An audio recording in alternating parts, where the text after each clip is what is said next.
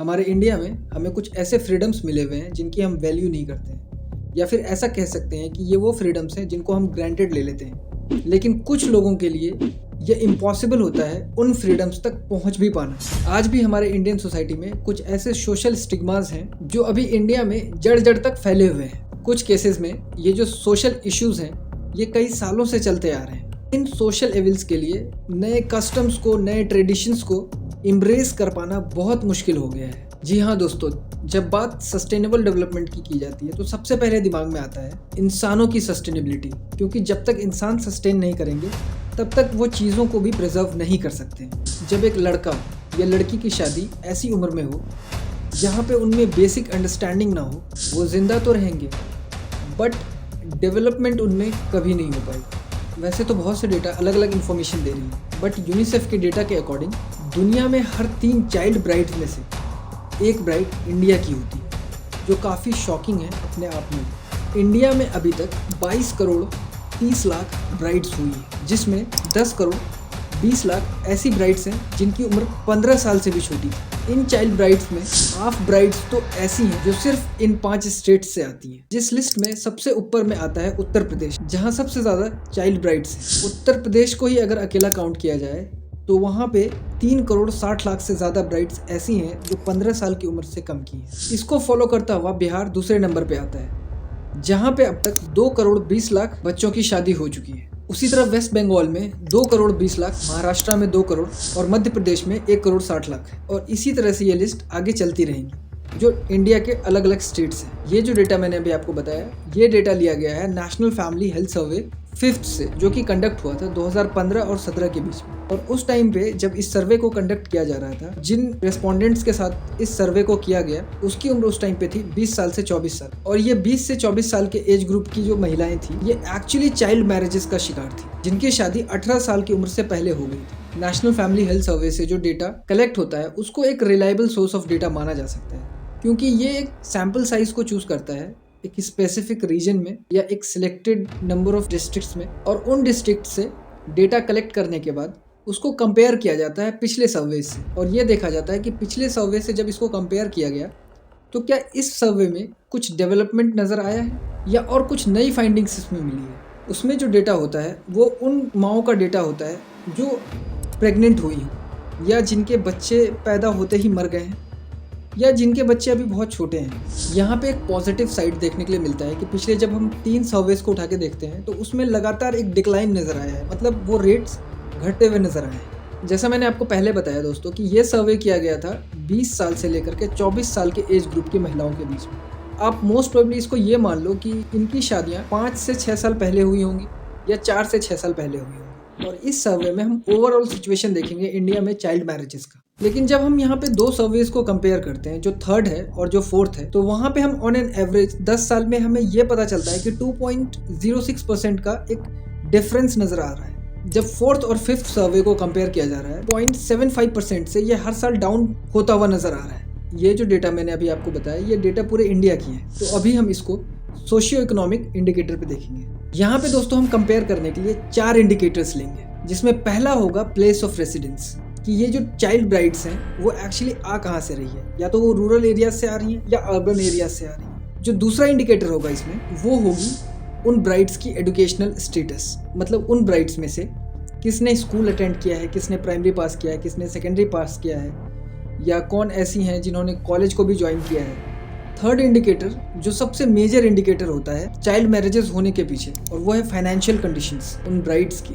Last religion, या किस social custom से वो बिलोंग करती हैं। दोस्तों ये जो डेटा मैं आपको बता रहा हूँ ये बेसिकली सर्वे 5th का है, जो कि 2019 से लेकर के 21 के बीच में सर्वे किया गया था, जिसमें सैंपल साइज था 6,37,000 घर, और जो टोटल महिलाओं को वहाँ से गिना गया था वो थी 7,24,000। और ये डेटा कलेक्ट किया गया था इंडिया के 707 डिस्ट्रिक्ट्स। दोस्तों इंडिया में जो टोटल डिस्ट्रिक्ट्स हैं वो हैं 766। तो दोस्तों ऑन एन एवरेज भी देखा जाए तो हर डिस्ट्रिक्ट से 1024 घर को चूज किया गया। अब आप लॉजिकली सोचो कि क्या एक डिस्ट्रिक्ट में सिर्फ 1000 घर होते हैं?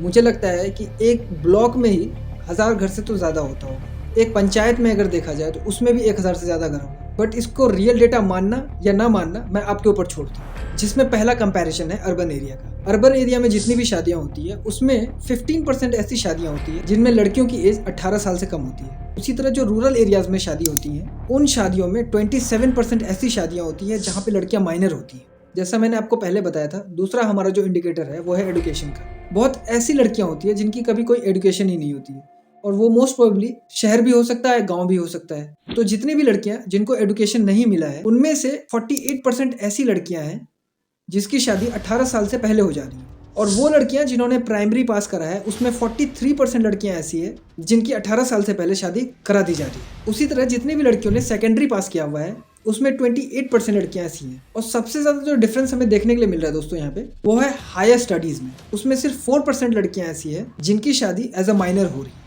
थर्ड इंडिकेटर मैंने बताया था दोस्तों आपको, फाइनेंशियल कंडीशन। रियल सिनेरियो को कंसिडर करते हुए जब हम देख रहे हैं एक सोसाइटी के सेक्शन में जो सबसे लोवेस्ट इनकम वाले लोग होते हैं, या ये कह सकते हो जो बिल्कुल ही फाइनेंशियली अच्छे नहीं होते हैं, उस केसेस में हमें सबसे ज़्यादा देखने के लिए मिल रहा है 40% लड़कियां ऐसी हैं जिनकी शादी 18 साल से पहले हो जा रही है। उसी तरह जो उनसे थोड़े ठीक हैं उसमें 31% लड़कियां हैं। जो मिडिल इनकम वाले में आती हैं उसमें 23% लड़कियां हैं। और जो थोड़े ठीक हैं, मतलब आप उनको रिच के कैटेगरी में कह सकते हो, तो उसमें 16% लड़कियां हैं। सबसे कम जो वेरिएशन हमें देखने के लिए मिल रहा है वो सबसे अपर क्लास में है, जिसमें 8% ही ऐसे हैं जिनकी शादी 18 साल से पहले हो जा रही है। रिलीजन को जब बेस बना करके हम सर्वे 5th को देखते हैं जो 2019 और 21 के बीच में कंडक्ट हुआ था, उसमें 23% लड़कियां ऐसी है जिनकी शादी 18 साल से पहले हो गई। वहीं मुस्लिम्स में थोड़ी ज़्यादा है जो कि 26% है। और एकदम सडन चेंज देखने के लिए मिल रहा है हमें क्रिश्चियंस में जो कि 15% पे है। ये जो मैंने आपको बताया, ये मैंने टोटल पॉपुलेशन का एक्चुअली नहीं बताया। मैंने आपको इस तरह से बताया कि मुस्लिम्स में जितनी भी शादियां हो रही हैं उसमें 26% जो मुस्लिम हैं वो 18 साल से कम उम्र में शादी कर ले रही हैं। उसी तरह हिंदूज़ में जितनी भी शादियां हो रही हैं उसमें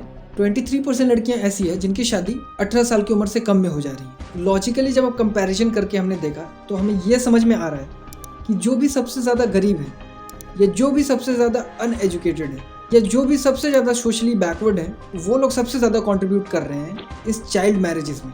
जो रियल प्रॉब्लम है वो बहुत ज़्यादा बड़ी है, और वो प्रॉब्लम कुछ इस टाइप से है जो कि शादी के बाद नज़र आती है। जब एक छोटी लड़की की शादी होती है तो उसकी सेंसिबिलिटी या सेंस ऑफ अंडरस्टैंडिंग जो होती है उसमें बहुत कम होती है। चाइल्ड मैरिज की प्रॉब्लम को मैंने 4 कैटेगरीज में डिवाइड कर रखा है। पहला है अर्ली प्रेगनेंसी, जिसका रिजल्ट ये होता है कि वो लड़कियां बहुत ही अर्ली एज में प्रेग्नेंट हो जाती हैं, जिससे कई तरह की मेंटल इलनेस आ जाती है और सेल्फ डेवलपमेंट की तो अंडरस्टैंडिंग ही खत्म हो जाती है। अर्ली प्रेगनेंसी में जो सबसे बड़ा रिस्क होता है वो होता है लो वेट बर्थ का, कि मतलब बच्चा जो पैदा होगा उसका वेट बहुत कम होगा। दूसरा जो होता है वो होता है प्री टर्म बर्थ, मतलब टाइम से पहले बच्चे का हो जाना। दूसरी और जो सबसे बड़ी प्रॉब्लम है वो है मोर्टेलिटी रेट, माँ की और बच्चे की मोर्टेलिटी रेट। यूनिसेफ का डेटा है, ये मेंशन करता है कि सिर्फ 2020 में 5 मिलियन से ज़्यादा बच्चे मर गए। 810 लड़कियाँ बर्थ देते टाइम मर जाती हैं। इंटीमेट पार्टनर वायलेंस, मतलब जो हस्बैंड है वो घरेलू हिंसा में कितना पार्टिसिपेट करता है। ये जो वायलेंस है इसको भी मैंने 3 अलग सब पार्ट्स में डिवाइड कर रखा है, जिसमें सबसे पहला है फिजिकल वायलेंस या फिजिकल अब्यूज़ कह सकते हो आप इसे। जब शादी एक छोटी उम्र की लड़की से हो रही है तो फिजिकली वो वैसे भी स्ट्रांग नहीं होती है, तो वो अपना कुछ पॉइंट भी रखना चाहती है, तो इससे लड़का गुस्से में आकर के या कुछ ऐसी चीज़ लड़की ने नहीं किया होता है जो लड़के ने कहा होता है उसे करने के लिए, तो ऐसे में लड़का उस पर हावी हो जाता है और उसको मार देता है। दूसरे सब कैटेगरी में मैं रखूँगा इमोशनल अब्यूज़ को, या फिर आप इसे कह सकते हो मेंटल अब्यूज़, जिसमें अक्सर ये कहा जाता है लड़के के द्वारा कि तुम्हारे पिताजी ने आखिर दिया ही क्या है, या तुम्हें तो इस चीज़ के बारे में मालूम ही नहीं है, तुम्हारा दिमाग कितना काम करता है, अच्छा अब तुम इस चीज़ को करोगी। इससे सामने वाले पे एक ऐसा इम्पैक्ट पड़ता है कि वो अपना ओपिनियन भी फिर देने से डर जाती है। जो तीसरे टाइप का अब्यूज़ है उसे मैं बोलूँगा इकोनॉमिक अब्यूज़ या फाइनेंशियल अब्यूज़। इस वायलेंस में अक्सर ये बोला जाता है कि तुम तो घर में रहती हो, तुम्हें भला पैसे की क्या ज़रूरत आ पड़ी, या तुम्हें जो भी चाहिए तुम मुझे बता दो, मैं लेकर के तुम्हारे लिए आ जाऊंगा। लेकिन दोस्तों जब पिछले 1-2 डेकेड से हम ट्रेंड देख रहे हैं तो ये ट्रेंड में काफ़ी चेंजेस नज़र आया है। लेकिन अब भी जहाँ पे मोस्ट बैकवर्ड क्लासेस रहते हैं वहाँ पे अभी भी ये प्रैक्टिस देखने के लिए मिलता है।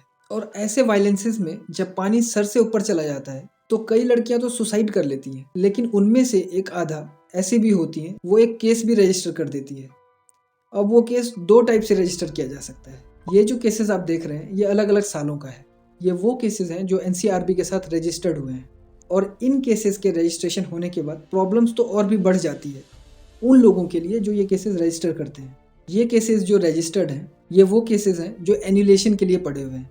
एन्युलेशन एक ऐसा टर्म है जिसको यूज़ किया जाता है उन शादियों के लिए जो शादियाँ लीगल नहीं है। चाइल्ड मैरिज को इंडिया में इलीगल कंसिडर करा जाता है। तो इसका मतलब ये है कि जो भी 18 साल की उम्र से कम लड़की से शादी करता है तो वो शादी कभी भी लीगल थी ही नहीं। लेकिन इसका भी एक स्पेसिफिक पीरियड है कि अगर लड़की या लड़का 20 साल की उम्र से पहले तक वो शादी से अलग होना चाहता है तो हो सकता है, और इस प्रोसेस को एन्युलेशन कहा जाता है। और वहीं पे अगर 21 साल हो जाए तो फिर वहाँ से डाइवोर्स के फॉर्म में अलग हुआ जा सकता है, जो कि एक लड़की के लिए और भी मुश्किल हो जाता है। इंडिया में बेसिकली चाइल्ड मैरिज से निकलने के लिए 2 लॉज का यूज़ किया जाता है, जिसमें पहला है चाइल्ड मैरिजेस एक्ट 2006, जिसको अमेंड किया गया है चाइल्ड मैरिजेस एक्ट 1929 से। और उसी तरह जो दूसरा एक्ट है वो है पॉक्सो एक्ट, जिसके बारे में आपने सुना भी होगा। इसमें अगर मेरा ओपिनियन जाने दोस्तों तो मैं ये कहूँगा कि जो सेंट्रल गवर्नमेंट की स्कीम्स हैं बहुत सारी, जिसमें एक है बेटी बचाओ बेटी पढ़ाओ, ये कहीं ना कहीं लोकल लेवल पे बहुत लैग करता है इम्प्लीमेंट होने में। और जो लोकल अथॉरिटीज़ होती हैं वो भी इसको एक्चुअली सही से परफॉर्म नहीं करते हैं। मान लो एक अवेयरनेस प्रोग्राम एक पंचायत के हर गांव में होना है, बट वो फिज़िकली वहाँ पे खुद अवेलेबल नहीं हो करके वो किसी को ये सौंप देंगे, या मैक्सिमम 1 से 2 दिन जा करके वहाँ पे इस अवेयरनेस प्रोग्राम को कराएंगे और बाकी के 5 दिन वो अटेंडेंस को मेंटेन कर लेते हैं।